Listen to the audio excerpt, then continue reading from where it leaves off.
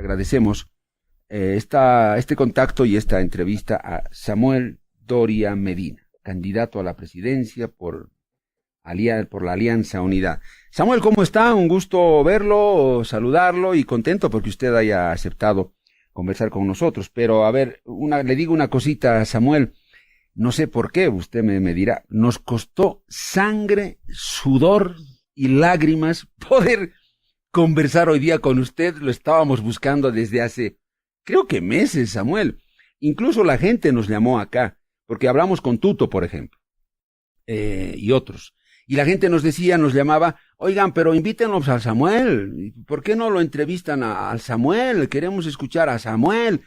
Y nosotros, lo único que teníamos que responder, Samuel, era, pues que llamamos y nada, no pasa nada hasta ahora. No sé, Samuel, ojalá podamos conversar más seguido para que ya no nos llamen a la radio, que no sea tan complicado. Bienvenido, Samuel. Muy buenos días, Pedro Saúl. La razón por la cual no hemos conversado antes es porque he estado viajando por todo el país.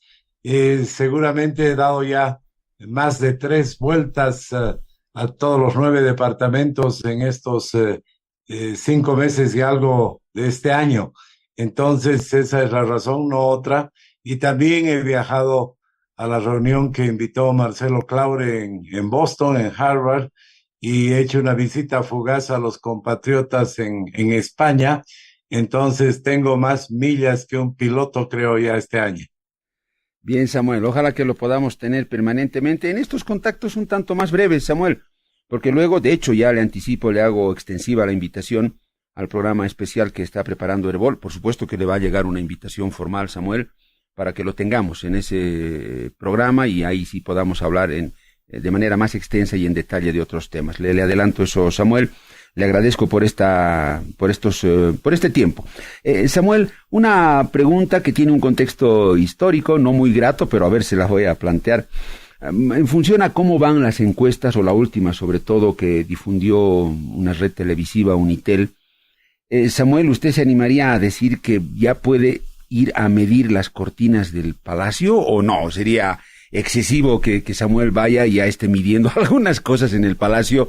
Es muy prematuro, hay que esperar todavía, pese al lugar que usted ocupa en esas encuestas. Bueno, pero para comenzar, Pedro Saúl, usted sabe que por ley no podemos comentar encuestas los candidatos. Yo sé un refrán de que nunca hay que cruzar el puente antes de llegar al puente. Entonces, desde ese punto de vista, no voy a anticipar ese tipo de cosas.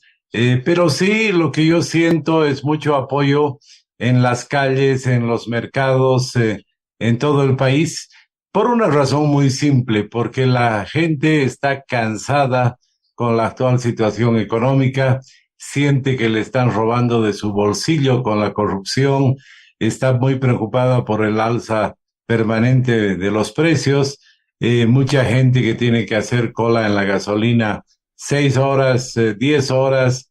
Imagínense, me comentaban ayer que en Cobija Pando, que hay colas kilométricas también para conseguir carburantes, estaban vendiendo un litro de diésel a 30 bolivianos. Entonces, eso demuestra realmente la desesperación que hay de mucha gente que tiene parada su producción, no puede transportarse.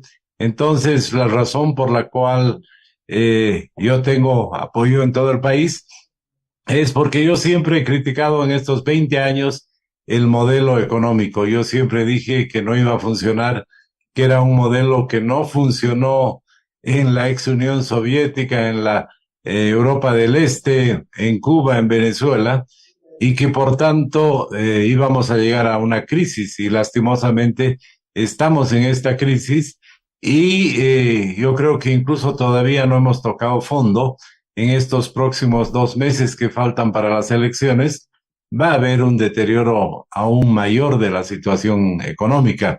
Usted era muy chico seguro, pero el año 85 hemos vivido una situación similar y hasta que llegaron las elecciones, hasta el cambio de gobierno y que se tomen medidas, el caos que se genera en el país con un gobierno que ya no gobierna, con protestas sociales, con gente que quiere sabotear la democracia.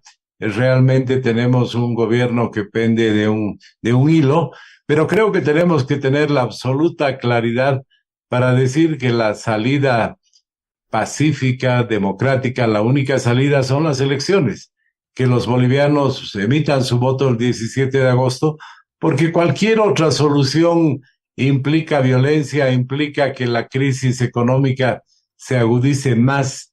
Entonces creo que es muy importante dar el mensaje a la población de que tengan un poco más de paciencia. Faltan solamente 2 meses y días para la elección. Ahí todos vamos a poder emitir nuestro voto, dar el mensaje de qué queremos que se hagan en nuestro país, y desde ese punto de vista va a llegar un cambio después de un modelo que estamos siendo testigos, está en el fin del ciclo. Se está acabando un ciclo que comenzó el año 2006, ha durado 20 años, pero ya no da más este ciclo. Pedro Saúl, a mí me ha llamado mucho la atención que hay una disputa en el MAS porque tienen miedo de perder la sigla, tienen miedo de no llegar al 3%. Eso demuestra claramente la crisis, cómo está terminando con un MAS completamente enfrentado, con la posibilidad de que pierdan su sigla porque ni siquiera lleguen al 3%. En fin, una situación que nadie la esperaba seguramente hace unos meses. Samuel, hay un dato que llamó la atención. Bueno, la fuente puede ser cuestionable, pero usted sabe que Sebastián Marcet, este narcotraficante uruguayo, que ahora está catalogado entre los 5 más buscados del mundo, Sebastián Marcet, estuvo acá en Bolivia 2 años y vivió como si nada, por lo visto a cuerpo de rey, y nadie supuestamente se dio cuenta. Este señor, Samuel, dio a conocer una carta en las últimas horas que salió en algunos medios internacionales, el caso de Infobae, una carta en la que cuestiona a gobiernos como el de Paraguay, el de Uruguay y el de Bolivia. Y en el caso de Bolivia, Samuel, dice una cosa que no deja de llamar la atención, Sebastián Marcet. Dice que el crecimiento de la economía boliviana se debe en una parte al narcotráfico, a la plata del narcotráfico. No deja de llamar la atención. Samuel, bueno, usted que si hay algo que sabe es de economía, ¿cree que la plata del narco en Bolivia en este último tiempo, en estos últimos años o década, ha sido muy influyente, ha crecido el circulante que genera el narcotráfico en Bolivia, tiene peso en nuestra economía o es irrelevante, Samuel? Pedro Saúl, no hay duda que el narcotráfico tiene un impacto en la economía boliviana, pero tampoco es que la economía boliviana depende en su crecimiento de lo que pasa con el narcotráfico. Hay discusiones si el tema de la cocaína tiene un impacto de 3 puntos del PIB o 5 puntos.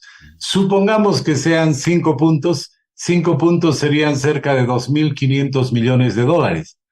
Es una cifra significativa, pero de todas maneras sabemos que una buena parte de ese dinero no se queda en Bolivia, sino que sale de Bolivia.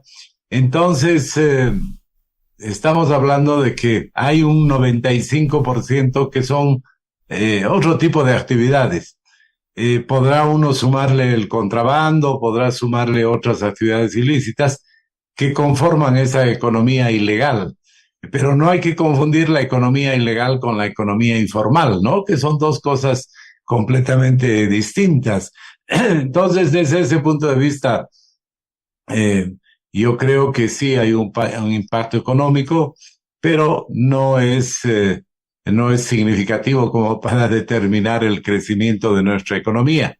Pero lo que es más preocupante en el caso de nuestro país es que ya son muchos, ¿no? No es solamente este caso de este narcotraficante uruguayo Marcet, que vivía, como tú has mencionado, sin que parecía que nadie se había dado cuenta. Tenía un equipo de fútbol, tenía una mansión, tenía autos, tenía seguridad, en fin. Pero también hace pocas semanas se ha detenido y se lo ha entregado a la policía brasilero al principal, eh, al principal de la mafia brasilera. La mafia brasilera que se denomina PCC, Primer Comando de la Capital, curiosamente tenía a su principal aquí en Bolivia, incluso se ha implicado, se ha llamado a declarar importantes personeros ligados al gobierno que vivían al lado de la casa de este señor. Entonces, si uno va sumando la cantidad de líderes del bajo mundo que se va encontrando en Bolivia y que tienen lo más raro, tienen identidad como si fueran bolivianos, tienen carnets, pasaportes, en fin, entonces llegamos a la conclusión de que se ha estado cohabitando con el narcotráfico, con las mafias más importantes en los últimos años en nuestro país. Y eso es lamentable porque nos puede llevar a una escalada de violencia muy grande si vemos lo que ha pasado en México, en Colombia y últimamente en el Ecuador, donde las mafias del narcotráfico tienen una presencia importante y hay revueltas en las cárceles, crímenes, asesinatos y demás. Entonces, es realmente muy preocupante cómo los gobiernos en los últimos años han sido tolerantes, para decirlo menos, con la presencia de las mafias del narcotráfico en nuestro país. Yo creo que ya no se puede negar, porque había un tiempo que decían, no, Bolivia es país de tránsito, los narcos son los peruanos y solamente pasa por Bolivia la droga, nosotros somos unos angelitos. Bueno, parece que está claro de que eso no es así, hay un impacto importante económico, pero lo más preocupante es que Bolivia se haya convertido la sede de los principales delincuentes del continente en los últimos años. Preocupante, Samuel, esto que usted dice. Para cerrar esta parte, usted diría que el crimen organizado y varios de sus principales representantes ya han entrado a Bolivia, operaron u operan desde Bolivia, Samuel. Mira, Saúl, el tema que hay preocupante es de que hay una relación directa entre la seguridad ciudadana, la seguridad jurídica, la seguridad común, todo, con la libertad. Cuanto menos seguridad, hay menos libertad. Y cuando hay menos libertad, hay menos actividad económica. Para que se desarrolle la actividad económica, tiene que haber libertad y tiene que haber seguridad. Entonces, a mí me preocupa mucho desde ese punto de vista de que se ha tolerado la presencia de capos de la mafia y del narcotráfico en nuestro país, porque eso, sin lugar a dudas, afecta a la seguridad, afecta a la libertad y finalmente afecta a la economía de nuestro país. Entonces, eso es uno de los temas que tiene que cambiar y que tiene que cambiar de manera profunda. No podemos tolerar que las mafias del narcotráfico se paseen por nuestras calles y habrá que coordinar.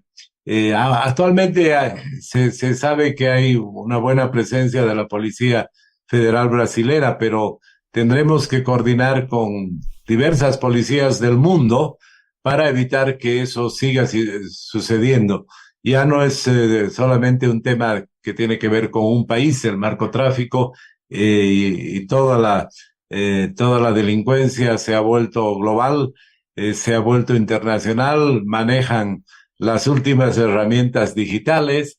Entonces, también los gobiernos tienen que tener una coordinación con las policías de otros lugares del mundo, tienen que tener gente que esté bien preparada, tener las últimas herramientas para poder combatir esas actividades en Bolivia. Si Samuel Doria Medina es presidente, ¿va a entrar al Chapare? Lo que todos nos preguntamos ahora, ¿qué es el Chapare? ¿Qué hay en el Chapare? ¿Es un dominio ya fuerte, un reducto del narcotráfico o no? ¿O son puros cuentos y fantasías nada más? Samuel Doria Medina ingresaría con el Estado al Chapare. ¿Y qué significa entrar al Chapare, Samuel, si es que usted lo va a hacer? Mira, Luis Saúl, quiero contarte de que cuando hemos analizado el tema este con expertos, con economistas, el tema del Chapare, y no hay que pensar que es un tema solamente de policía, de seguridad, sino también hay que encarar esto como un tema económico, ¿no es verdad? Desde el punto de vista económico, hay alrededor de 150.000 familias en el Chapare y en las inmediaciones que producen coca y esa coca no es para el acullico, ¿no? La misma Organización de Naciones Unidas ha determinado que un 95% de esa coca va al narcotráfico. Pero la buena noticia es de que mucha de esa gente que producía solo coca en el Chapare, ahora está produciendo también 1 hectárea o media hectárea de plátanos, de piña, de palmitos. Entonces, yo creo que el tema importante es generar incentivos para que la gente que está saliendo económicamente de la actividad exclusiva de la producción de coca pueda avanzar y pueda tener opciones, porque está claro, en el Chapare, si uno habla con los productores de coca, no quieren que sus hijos sean productores de coca, quieren que sus hijos vayan a la universidad, quieren que sus hijos sean profesionales, y de hecho viven en la zona sur de Cochabamba. Entonces creo que hay que tratar ese tema de manera integral y obviamente también hay que tener en cuenta de que el MAS se ha desmoronado, el MAS y Evo Morales ya no son determinantes en la política boliviana y estamos viviendo este momento una etapa donde Evo Morales no acepta su realidad, está todavía en la negación y por eso quiere hacer marchas, quiere hacer bloqueos, quiere hacer una serie de cosas. Y ya hemos visto el año pasado que ya no tiene la convocatoria ni la fuerza que tenía antes. Entonces va a tener que convencerse de que su realidad política es distinta, que no va a poder participar en las elecciones porque la justicia, el pueblo, el 21F, las instancias internacionales, todos han coincidido que no puede insistir en querer ser presidente después de haber estado 4 veces en la presidencia. Samuel, entonces yo estoy entendiendo por lo que usted me dice que la política de un posible gobierno de Samuel Doria Medina y la Alianza Unidad respecto del Chapare no va a ser represión, militares, policías, bala, ejército, no, estoy entendiendo que esa no va a ser la lógica. Control sí, seguramente, pero se va a ir más por el lado de la economía, oportunidades, cambiarle el chip a la gente, ofrecerle cosas. O sea, no tanto lo represivo, Samuel. Estás en lo correcto. Yo no creo que las soluciones que hay que llevar adelante en nuestro país sean violentas, sean por la vía de la represión. Yo estoy convencido de que se puede llegar a acuerdos con los productores de coca para que un proceso gradual ellos vayan produciendo otros productos y de aquí a 5 años seguramente ya esas familias no dependan de la producción de la coca, no estén ligados a sus compradores que son el narcotráfico y Evo Morales también ya tiene que darse cuenta de que ya pasó su etapa, ya no es el Evo de hace 20 años, que tiene que dar paso a otra gente de su misma visión, de su misma región, como es Andrónico, que seguramente participará ahora en las elecciones democráticamente y podrá hacer una oposición y si hace una oposición inteligente, adecuada, tendrá opciones en el futuro. Pero yo creo que esta idea de la violencia que quiere poner Evo Morales con los bloqueos, con la confrontación, no hay que responderle de la misma manera con la confrontación, con la violencia, ¿no? Sino hay que buscar soluciones pacíficas que puede ser que nos tomen un poco más de tiempo, pero que al final van a ser soluciones sin derramamiento de sangre. Y eso sí, hay que hacer que la ley se cumpla y los que tienen que ir a la justicia, se hará todo lo necesario para que vayan y rindan cuentas ante la justicia. Pero los productores de coca no tienen por qué ser tratados como delincuentes en nuestro país. Samuel, aunque tengo una pequeña duda al respecto de esa política que usted aplicaría, si es que hay grupos criminales o el crimen organizado está instalado en Bolivia, ya no somos un país de tránsito, usted lo dijo, ¿cómo va a combatir eso? En algún momento estos grupos podrían responderle, armados y generando mucha violencia. Ahí usted, ¿cómo piensa actuar, Samuel? Porque con ellos en ese ámbito no va a ser flores, cartas y rosas, ¿no? Desde luego, con el crimen hay que ser duro y no hay que darle ninguna ventaja. Pero Pedro Saúl, como vos sabes, yo hace 30 años fui secuestrado y desde esa época he aprendido lecciones sobre seguridad eh, que me acompañan en estos últimos 30 años. Y lo que he aprendido es de que lo más importante en la seguridad no es la confrontación, el enfrentamiento, sino la prevención. Entonces, la inteligencia de la policía, la inteligencia de los organismos de seguridad es fundamental, porque si no hay inteligencia, si no hay prevención, te explotan los problemas en la cara, ¿no? Lo que tú decías, violencia de estos sectores. Pero si se trabaja adecuadamente en la prevención, en la inteligencia, con información de las policías del mundo, se puede resolver los temas minimizando la violencia. Desde luego que si ellos ponen violencia, hay que responder, no hay ninguna duda.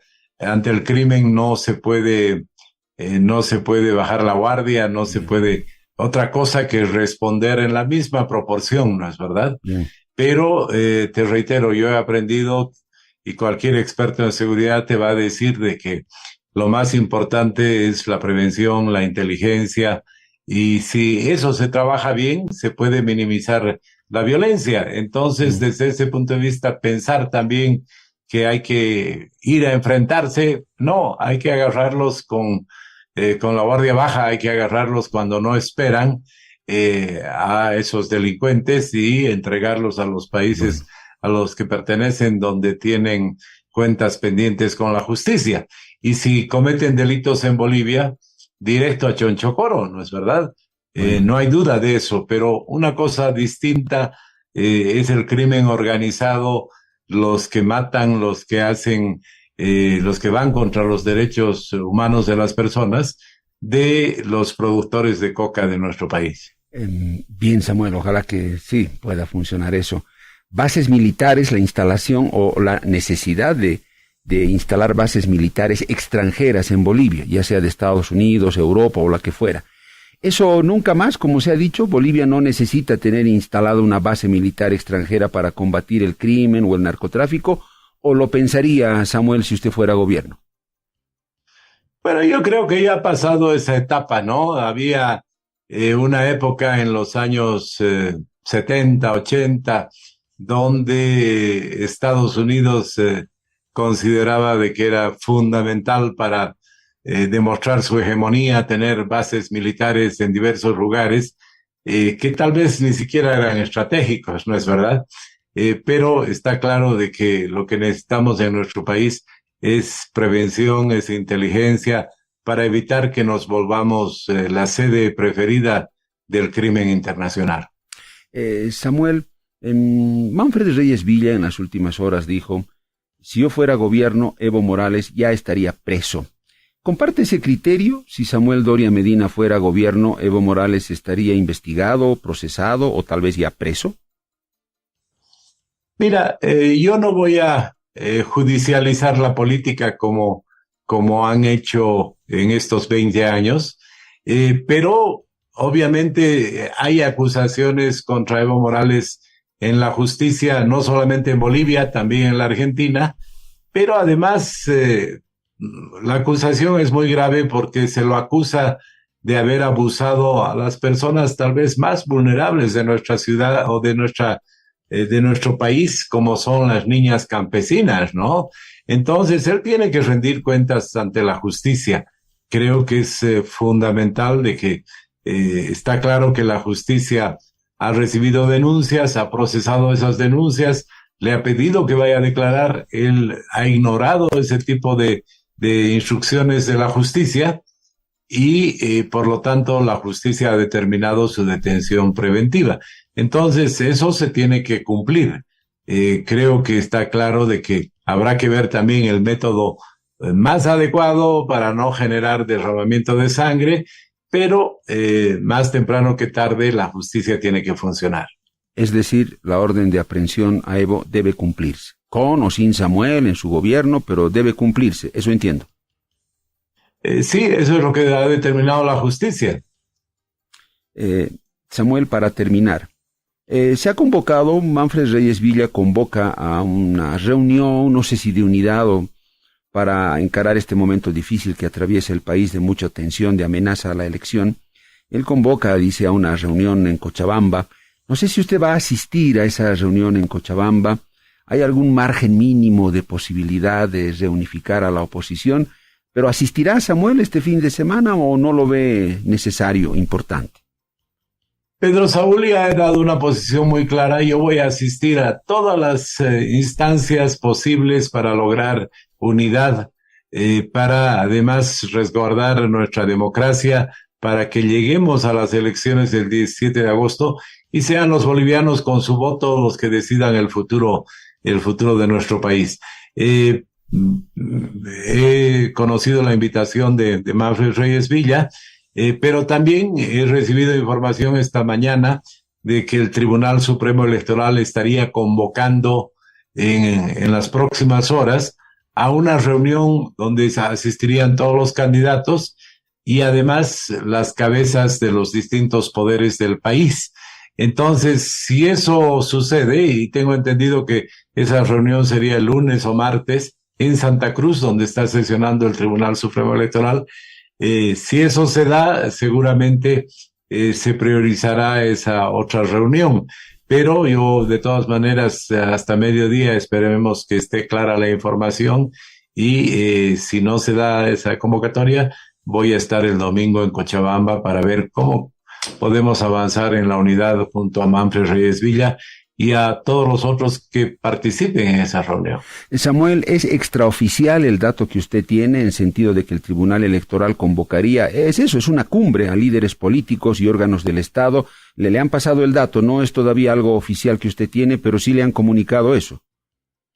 Sí, me han comunicado, me han preguntado si asistiría, he dicho que desde luego, me han dicho que sería en Santa Cruz y he dicho que perfecto, entonces me han informado personas relacionadas al tema electoral de que se convocaría en las próximas horas y una vez que se convoque yo voy a respaldar esa reunión.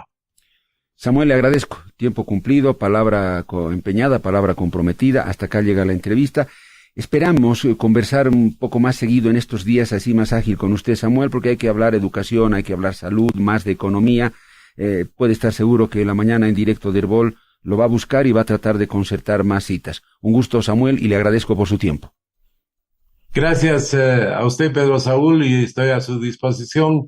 Ya no voy a estar viajando de manera tan febril como lo he hecho y podremos hablar de nuestra propuesta para resolver la crisis económica en sus manifestaciones más fuertes, que son la falta de dólares, la falta de carburantes, en 100 días, que ese mensaje quiero dejar finalmente.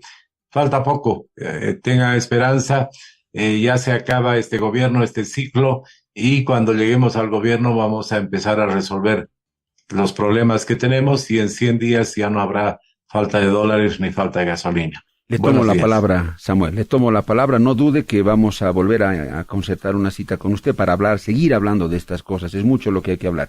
Me anoto y tomo la palabra. Un gusto, Samuel. Hasta la próxima. Hasta la próxima. Samuel Doria Medina, precandidato presidencial por la Alianza Unidad, conversó con La Mañana en Directo.